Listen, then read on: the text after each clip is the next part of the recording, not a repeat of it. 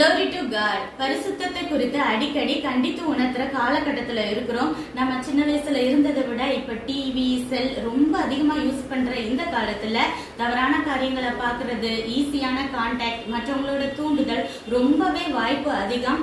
என் பொண்ணு கேர்ள்ஸோட தானே பழகுறா, என் பையன் பாய்ஸோட பழகுறான் அப்படின்னாலுமே ஜாக்கிரதையா இருக்க வேண்டிய காலகட்டம் இது.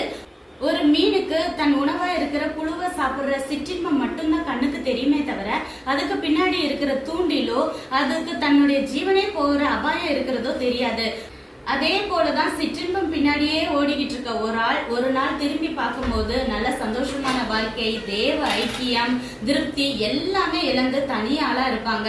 இத சுய பலத்துல இருந்து நம்மளால மீண்டு வெளியே வர முடியாது. நம்ம தேவன்கிட்ட ஒப்பு கொடுத்து நம்ம பாவங்களை மன்னிப்பு கேட்டு திருந்தும் போது பரிசுத்த ஆவியானவர் நமக்கு இதுல இருந்து வெளிவரதுக்கு உதவி செய்வார். பரிசுத்தமா வாழ முயற்சி செய்வோம். நன்றி.